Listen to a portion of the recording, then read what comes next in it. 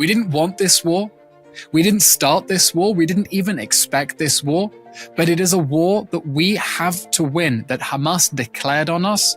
And we have a right to win, because if we don't, Hamas will drag us into a war again, because it is threatening to perpetrate more October 7th massacres.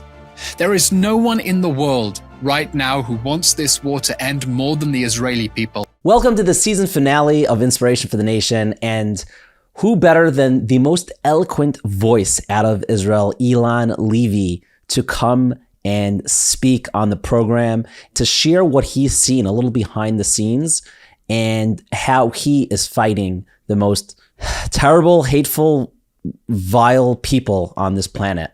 You'll also hear at the end of the episode a few of my thoughts on just living l'chaim as a whole, some things that I've never shared before that I want to. It's the season finale. I feel like it's the right time to share. And you'll also hear about 3 incredible opportunities, my friends at Twillery, which I'm actually rocking right now, and a discount code that we have for you, an awesome book from Mosaic Press that I know that you're going to love, and also the incredible opportunity you have to help the folks at Sinai Academy. You'll hear all about that. Now, let's jump right into my conversation with Eylon. I'm Yaakov Langer, and you're listening to Inspiration for the Nation. Thank you so much, Eylon. I know you're busy, and thank you so much for being here. And I want to get into what you're currently doing now. And I've seen so many interviews with you, but a little background. Can you tell me where you're from and how you got to where you are today? I'm originally from London. I'm a diaspora Jew, born to Israeli parents, but born and raised in London. When I finished my university studies, I said, it's now or never. I want to come and serve in the Israeli army. So I came on the last day of Operation Protective Edge, the war with Hamas in 2014. I came, I served in the army. I started a career in media as a television news anchor. From there, I started working with the president of Israel, Isaac Herzog, as his foreign media advisor for the first 2 years of his presidency. And when the October 7th massacre happened, I was a private citizen. Like many people, woken up in the morning by the sirens, spending the first few days not understanding what to do with myself, how to be useful. And as part of the incredible mobilization of Israeli society, which bounces back more quickly from disaster than any society in the world, everyone started doing anything they could to be useful. And for me, that meant in just a week, becoming an official spokesman for the Israeli government somehow. Does that lead you to be nervous just jumping into the role? Obviously, you have some background in what you're doing, but it's such a critical role for what's going on in the world today. Does that scare you at all? It's a tremendous amount of responsibility. Suddenly, anything that I tweet can become a headline, Israel says. And sometimes that's a very good thing. It means if I tweet a response to a libelous Human Rights Watch report that accuses Israel of deliberately starving civilians in Gaza, while we have placed no restrictions on the entry of humanitarian necessities, that becomes Israel's official response in the CNN live feed. It makes it into the New York Times. It's a huge amount of responsibility, and you have to try to be calm, take a deep breath, keep everything in proportion. Thankfully, I've had enough years in front of the TV cameras as a TV journalist myself that it feels second nature being in a TV studio speaking into a camera. Other people might be more nervous if they have less experience. But I try to remember the gravity of the situation that we are in and the responsibility, and just, forgive the pun, tunnel vision in focusing on the mission we have, which is to destroy Hamas and bring back the hostages safe and sound. Often in interviews or even journalism, when it's a very intense interview where there's 2 people and each side is battling out, one side is trying to do everything they can to uproot the other side. And sometimes it's ironically what they try to do is the total opposite. I think of Jordan Peterson. I don't know if you know what I'm referring to. That famous interview where he just simply by just answering the questions was demolishing the woman, asking him those questions. And I feel like you had similarly kind of that moment with that journalist asking you those questions. What was going through your head at that time? And for those who didn't see it, which is probably, not even 10 people, could you just describe what happened in that moment? There's a range of interviews. There are some interviews that are very fair and the journalists understand the story and they want to get more facts. And there are other interviews, and I find it's more common in the British media than the American media, where they try to catch you on certain gotcha moments, to try to put you on the spot, to try to squeeze an embarrassing confession out of you or admit that you don't know something. And that can be very frustrating. What is also very frustrating is sometimes dealing with journalists who see the reality upside down. And it's a constant challenge to think, how do you push back on these questions and call them out for how outrageous the assumptions behind them are? When I tell a reporter that I hope he is hearing the voices from inside Gaza of the civilians who are beginning to express dissatisfaction with the Hamas terror regime, stealing aid, diverting aid into the tunnels. And he tells me, but you're not even giving them a chance to overthrow Hamas because you haven't stopped bombing them. I mean, how do you push back on that? How do you push back on the outrageous accusation that the fact that we are willing to release violent criminals from jail to get our stolen children back means that we undervalue lives? Sometimes you have to push back and challenge the insinuation or the assumption behind the question. And that's part of making our case. We need to present facts. We need to present our narrative. And we also need to call out when the question is coming from a place that has simply taken reality and turned it upside down. What would you say to someone who, sadly, is still on the fence? They're like looking at what's going on and they're like, well, we don't know if we're on Israel's side. What would you tell them? Obviously, you don't have like 15 hours to convince them, but like in a statement, what would you tell those people? That we are fighting for humanity, that we are fighting for the most basic human right of babies to sleep in their beds and not be abducted. We're fighting for the most basic human right of Israeli girls not to be raped by masked terrorists. That's what we're fighting for. We didn't want this war. We didn't start this war. We didn't even expect this war. But it is a war that we have to win, that Hamas declared on us, and we have a right to win, because if we don't, Hamas will drag us into a war again because it is threatening to perpetrate more October 7th massacres. There is no one in the world right now who wants this war to end more than the Israeli people. We want the hostages home. We want our friends who are in reserves to come home. We want to go back to our lives and rebuild this country. But we don't have the luxury of making this conflict go away and retreating to safety. We have to bring to justice the October 7th monsters who burned, beheaded, and raped so many innocent people on October 7th, or else they will do it again, just like they have been threatening to do every waking moment since that dark Saturday. There was a video that the Israel put together. It's a private video that many people were privileged to see it, and I don't know if privileged is even the right word because it's so horrifying. Yeah. The first question is, did you see it? And if you did, what was your feelings after seeing it? I watched an early draft of that video, and afterwards I quickly drew up my response for a press conference that I had to deliver, and I spoke about the bodies. I lost count at some point of how many bodies, burned bodied, twisted bodies, tortured bodies, lying by the road, sprawled out on a bed, burned to a charcoal, old people, babies, beheaded people. It's simply horrific. And you understand that what Hamas did on October 7th was a campaign of systematic extermination. They intentionally and methodically tried to murder as many people as they could, as brutally as they could. And I think that Chris Cuomo gave a fantastic monologue on his channel the other day where he said he thinks what Hamas was trying to do was to deliberately raise Holocaust associations in people's minds. They deliberately tried to recreate the most savage excesses of the Holocaust, reducing people to human ash, because they wanted to awaken in us those primordial fears. But we're not the world's punching bag. Israel is a place where Jews stand tall and Jews fight back.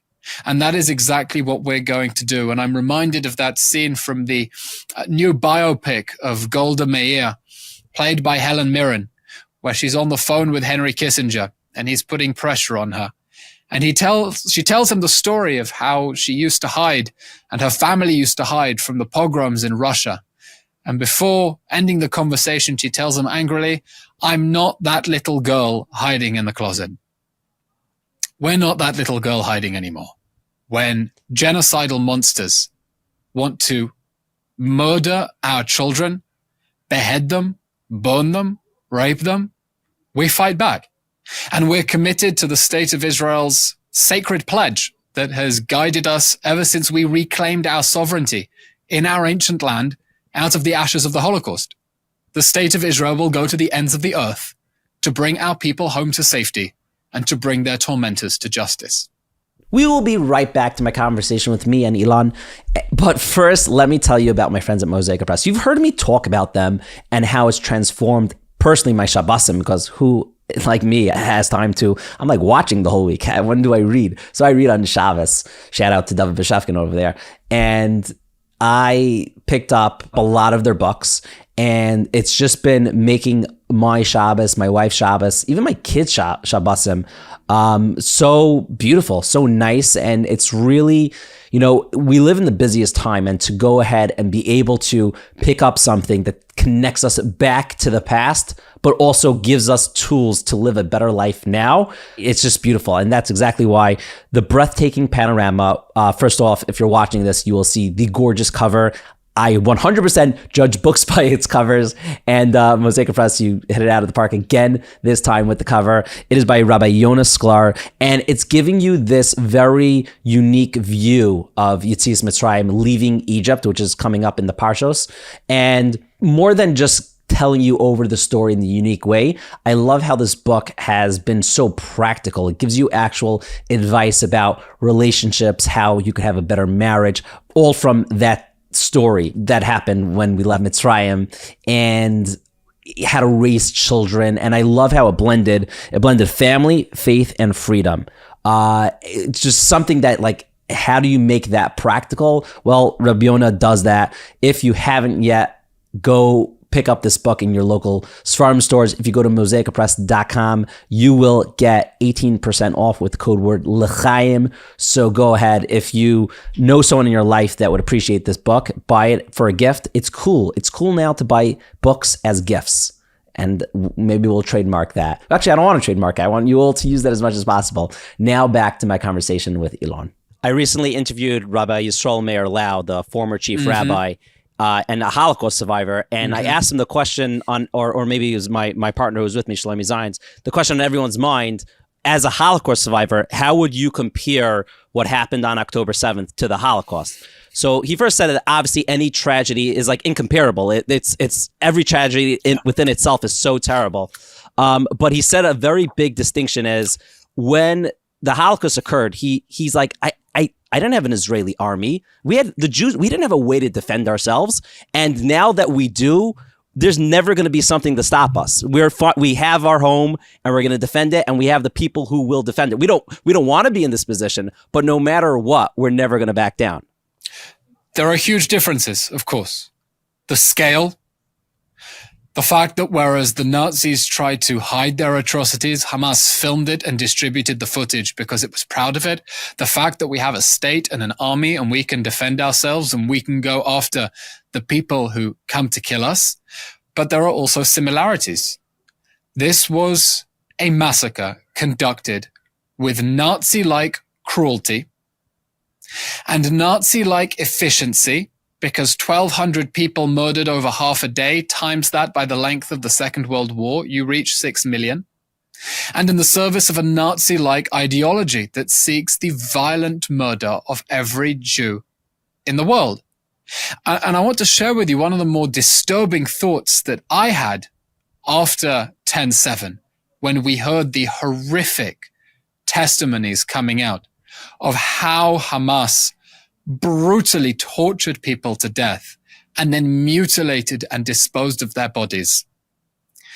that for so long we have been used to thinking of the Nazis as an unparalleled level of evil. It was simply ontologically impossible for anything to approximate the evil of the Nazis, and therefore anyone who suggested comparing anything to the Nazis, that's obviously an outrageous accusation, because philosophically, there can be nothing as evil as the Nazis.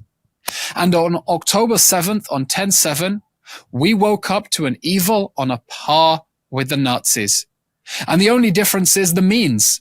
Because if Hamas had the means to do what the Nazis did, we have no doubt they would have done it, and they would have taken glee in doing so.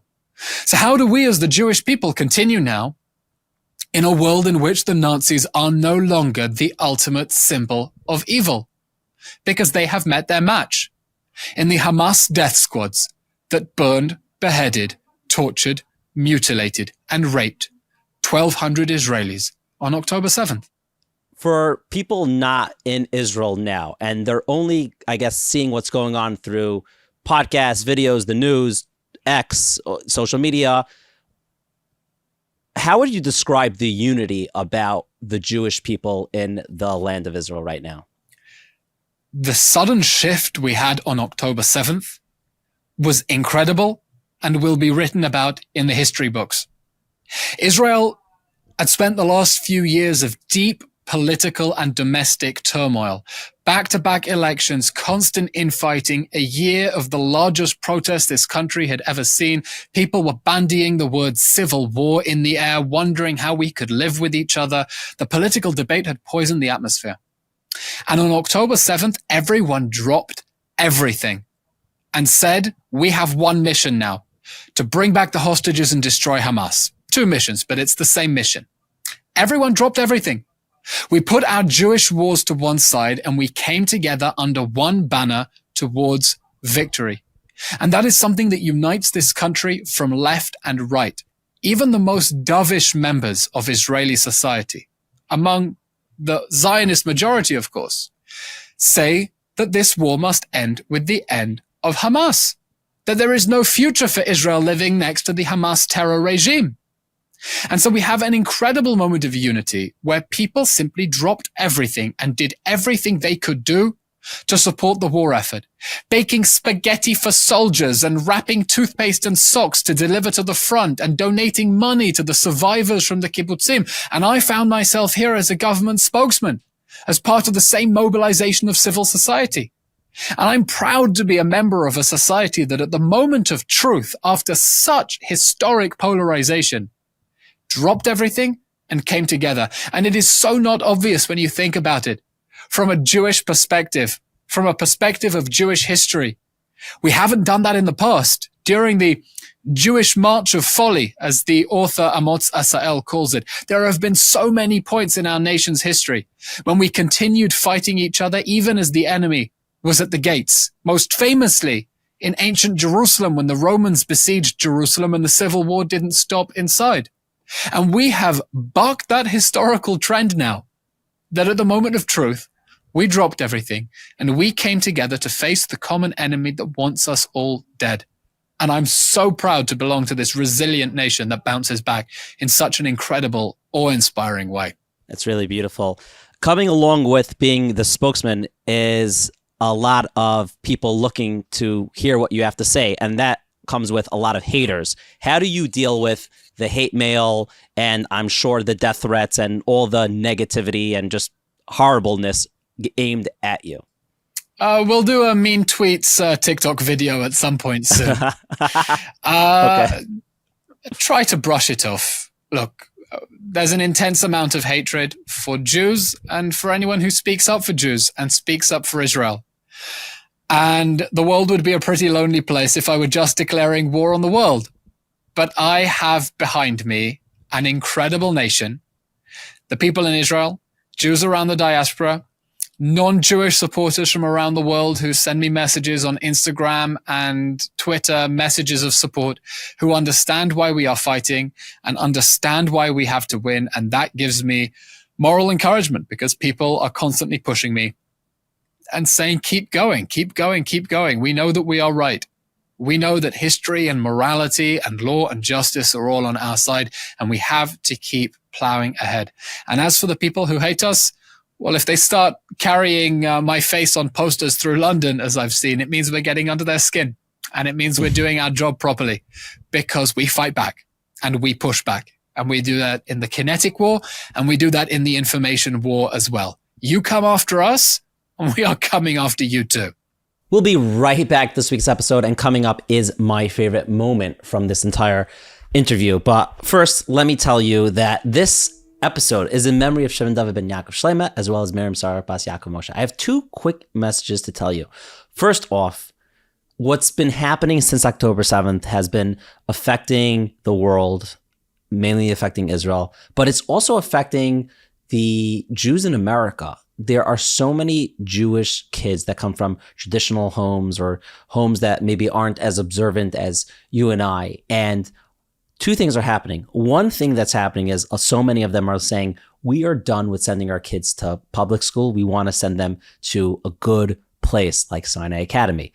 And there's also people saying the reverse of saying, you know what? We don't want our kids, or the kids themselves saying, we don't want to look Jewish and maybe wear Magen David or yarmulke or whatever it is. And unfortunately, they're trying to blend in and not be proud of their Judaism. Sinai Academy, if you're from Brooklyn, you know who I'm talking about. And even if you're not from Brooklyn, you probably know the beautiful work that they do, that they literally save the souls, the Jewish souls of so many boys.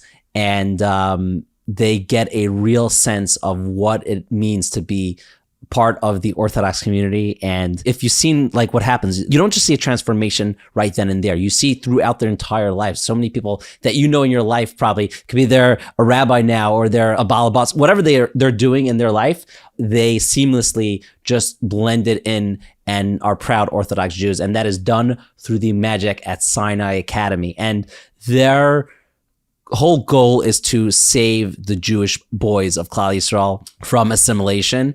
And what more powerful thing could you do than helping save Jewish souls? And how can you do that as well? Sinai Academy has an auction, and you go to sinaiauction.org. It's going to be actually a live auction on January 13th, which is on Motzei Shabbos, Saturday night. So right after you finish Inspiration for the Nation at 8:30 p.m., you could tune in. Of course, you're going to have fun people there like Joey Newcomb and Benny Friedman and David Blatt, the magician. They're also going to raffle off the best prizes you've ever heard. So if you're buying a ticket to help support Sinai Academy, you're already winning because you're helping Jewish boys not assimilate and be proud of who they are and join the Yeshiva at Sinai Academy. That's honestly the real prize. But let me give you 20% of the prizes that you can win, and how with this code, you're going to get even more. You could win, I have a list over here. These are 20% of the prizes.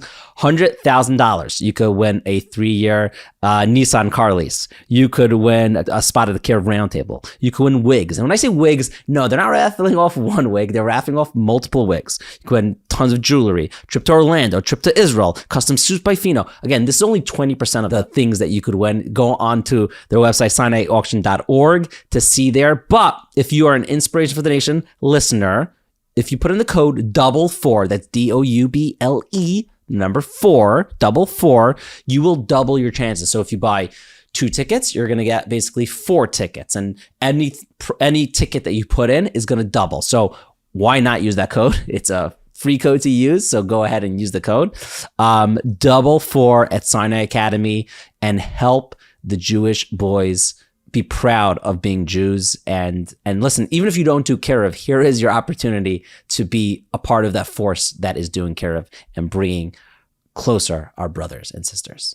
Right before we get back to this week's episode, I am rocking right now the Twillery short sleeve button down shirt. Right before I started this episode, my friend, a Twitter celeb, texted me, I'm about to order the pants. What's the code? I'm like, the code is INSPIRE when you spend $139 and it's your first time. And I ask you all to go and use the code, because if you want to step up your game with wearing clothing that not just that you look good in, but you also feel good in it. It's important to feel good in the clothing you wear. But more than that, it's also clothing that lasts a long time. I've said this over and over. My pants from Tuileries are more than 5 years old.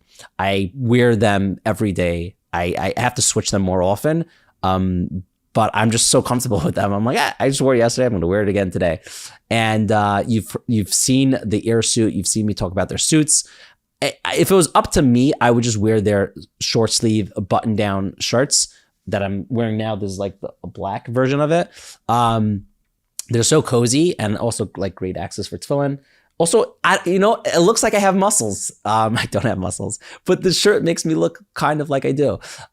Look good, feel good. Use code word INSPIRE for Tuileries. Now back to my conversation with Eylon. So typically what's happened when Israel had to defend itself, it was a very physical war. Like, okay, so the attackers come in, we're going to defend ourselves, and we've won every single time, thank God. But right now what's going on, there's also this digital war. I mean, I see, T4 over here, but Living L'Chai, and we've been posting since October 7th. We've racked up over 500 million views on YouTube alone. Amazing. Of just trying to be positive. Amazing. But the amount of thanks so much. But the amount of like pro-Palestinian and pro-Hamas rhetoric out there is just overwhelming. I'm in America and like I feel the hate. How would you suggest is the best way for us to fight back? We are David against Goliath in the information war. The fact is there are only 16 million Jews. Not all of them are with us.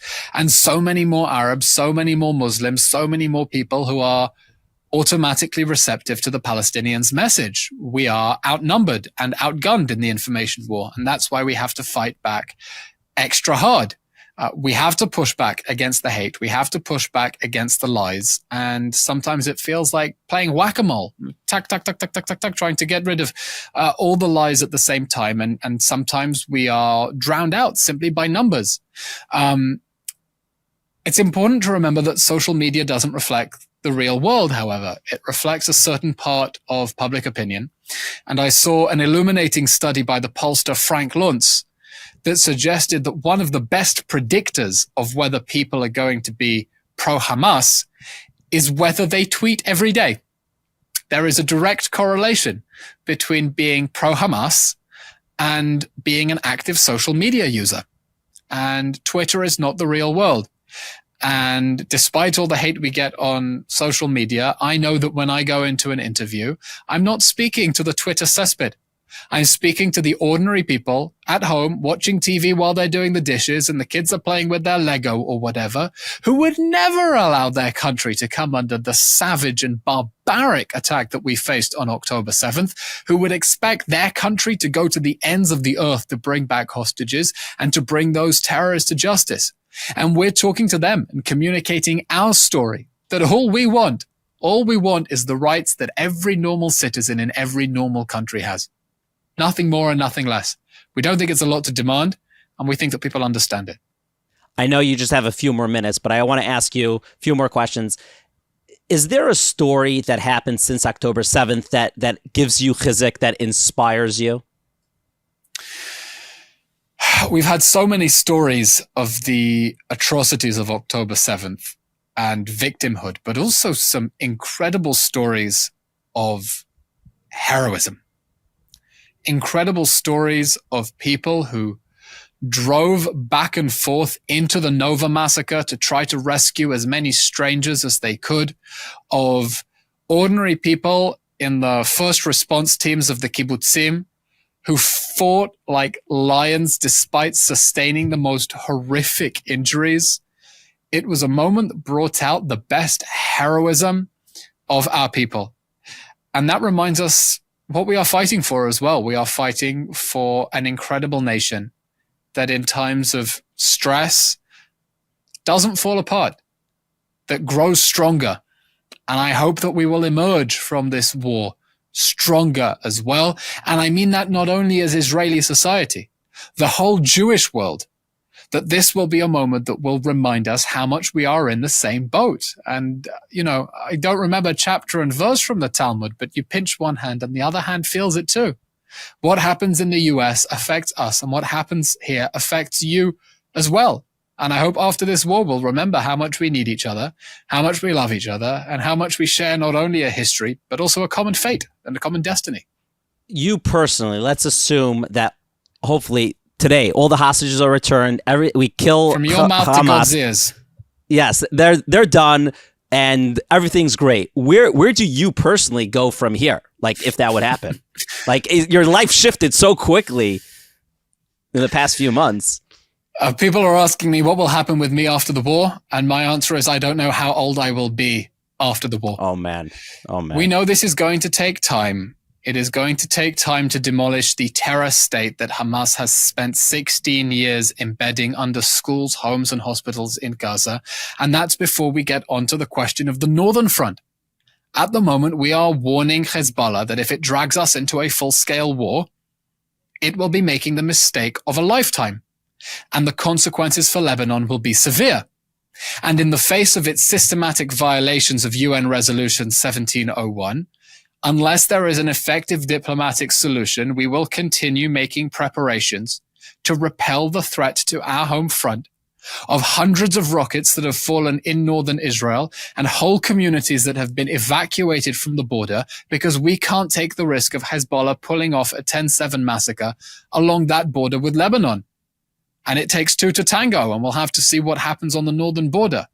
So obviously, I hope that this situation will end soon, but this situation will end when it has to end, when we have eliminated the threat from Hamas, when we have repelled the threat from Hezbollah, because we simply cannot afford to finish this in the middle. We cannot afford to finish in the middle and retreat to safety somewhere, because there is no retreating to safety somewhere. We're fighting against a brutal terror state that wants us all dead and has shown the brutality and cruelty it is happy to use if given half a chance. And we can't leave it even a quarter of a chance. From your position, seeing how vile the UN has been, I mean, they've always been bad, but especially in the past 2+ months, what is your opinion of the UN? The UN has been awful.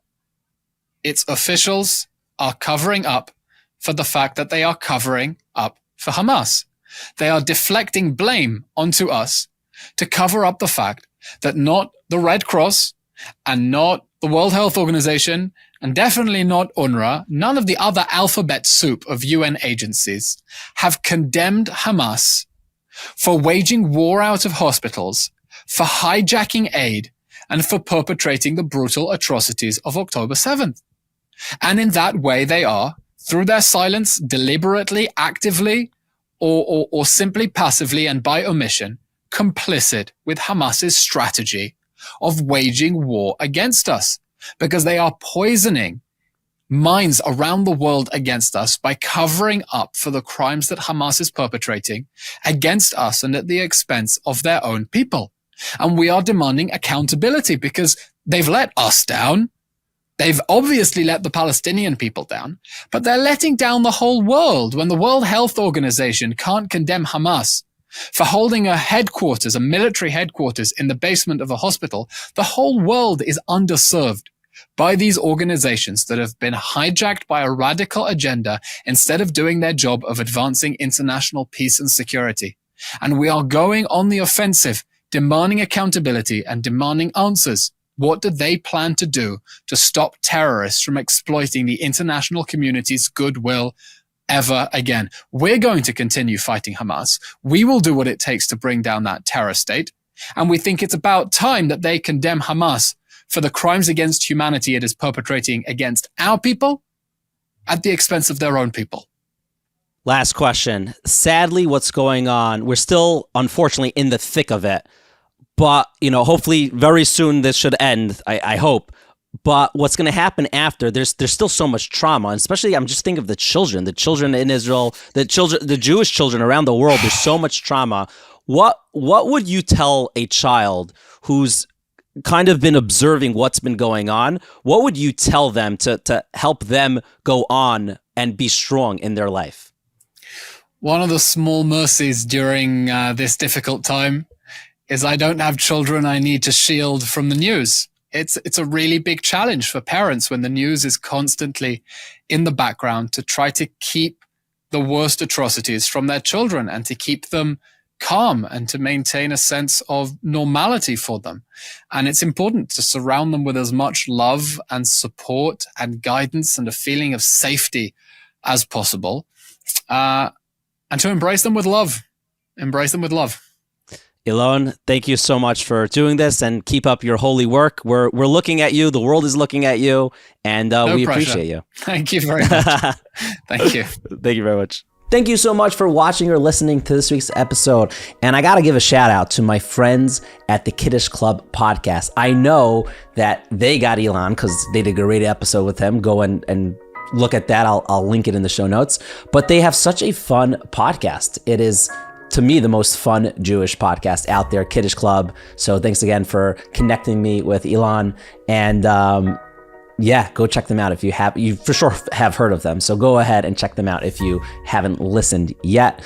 If you did not, go join Sinai Academy's mission, and you could get a ticket at sinaiauction.org. Buy 1 ticket, buy 10 tickets, whatever it is.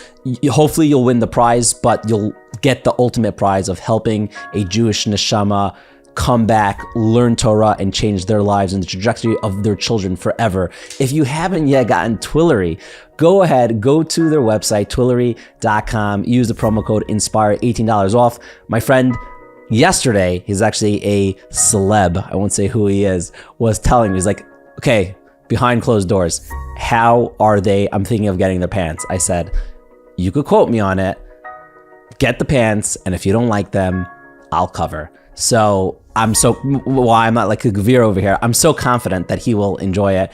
And last and certainly not least, go to mosaicapress.com and you can use the code L'chaim for 18% off on honestly any of the books as of this is running. So I don't know how long this will last for. So go ahead, but most importantly, get The Breathtaking Panorama by Rabbi Yonah Sklar. You're gonna love it as much as we did over here at Living L'chaim. Okay, now getting into the, I guess, idea that I want to share with you. When we started this year, I think we were at around 100,000 subscribers on YouTube. We are right now at over 1 million subscribers, which is, I can't even understand it. I saw yesterday that we've gotten over 500 million views on primarily our shorts, and it's very bittersweet. On one hand, we feel very sad that most of these are obviously just content that we're trying to promote and just show how awesome the Jewish people are, how awesome Israel is, how awesome the people of Israel are. And we have a lot of PR against us, and we know it's our mission. We're the biggest Jewish YouTube channel, I think, at this point, and it's our mission to just promote. Right now, at first we're promoting like the wisdom and maybe in an entertaining way, just Jewish culture and thoughts and ideas. But right now we're trying to defend the state of Israel and just Jewish pride as a whole. We're very happy to be Jewish, and we feel lucky and proud, and we feel very sad that a lot of our views has come from the aftermath of such a horrible event, and there's still so many hostages. But we do feel hopeful that we're putting out into the world the good. I don't know if you've noticed, we've been very intentional not to put out, even if something's true, we don't want to put out any negative, just negativity. We're not perfect with that. But there's like one time we put out a video, and we, after it aired, a lot of people were watching it, but we're like, you know what? This is just too negative. We want to be positive. That's what we are about. We want to spread the light, and we want to spread the truth as well. So we're very proud that our channel has grown because of our mission to promote Jewish pride, and we'll never take that away.